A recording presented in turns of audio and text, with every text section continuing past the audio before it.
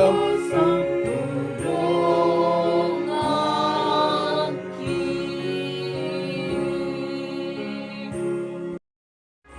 kita berdoa. Kasih karunia dan damai sejahtera dari Bapa dan dari Tuhan Yesus Kristus menyertai kamu sekalian. Amin. Shalom saudaraku. Firman Tuhan bagi kita hari ini tertulis dalam kitab 1 Yohanes 1 ayat 2. Hidup itu telah dinyatakan dan kami telah melihatnya, dan sekarang kami bersaksi dan memberitakan kepada kamu tentang hidup kekal yang ada bersama-sama dengan Bapa dan yang telah dinyatakan kepada kami.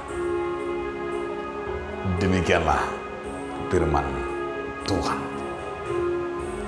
Saudaraku, di dalam nama Tuhan Yesus Kristus, judul renungan kita hari ini adalah hidup kekal. Hidup kekal bukan berarti bahwa seseorang tidak akan mati. Tidak pernah mati bukan berarti juga bahwa memiliki hidup yang tidak pernah berakhir. Tetapi hidup kekal artinya adalah hidup yang kita katakan tidak pernah putus dari hidupnya firman Tuhan, sekalipun ia mengalami tantangan-tantangan apapun.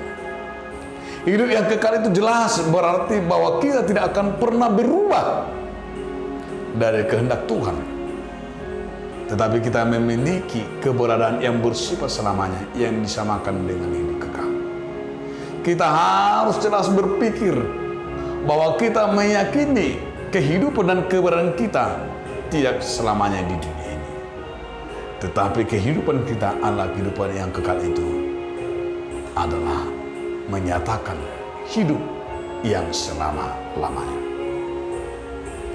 Yohanes juga mengemukakan bahwa segala sesuatu yang telah dilihatnya dan didengarnya, semuanya itu adalah yang diberitakan kepada kita, kepada orang percaya, agar supaya mereka dan kita beroleh persekutuan dengan Tuhan.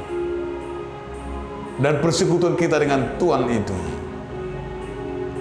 membawa bagi kita upah, termasuk kerajaan kehidupan yang kekal. Oleh karena itu, satu hal yang dimintakan kepada kita, seperti pengalaman yang dialami oleh pemazmur. Bagaimana pemazmur berkata dalam hidupnya, satu hal yang kuminta kepada Yahweh, itulah yang kuingini, diam di rumah Tuhan seumur hidupku, menyaksikan kemurahan Tuhan dan menikmati baiknya. Kita hidup di tengah-tengah dunia ini. Tuhan Yesus Kristus sangat mengasihi kita. Dia menyatakan kemuliaannya kepada kita. Dia menyatakannya semuanya kepada kita. Mari kita menikmatinya. Mari kita tetap percaya kepada Tuhan. Dan itulah kemuliaannya. Dan hidup kita berkenan dan menerima hidup yang kekal. Amin. Terima kasih Tuhan mengingatkan kami agar tetap berjalan di dalam firman-Mu. Amin.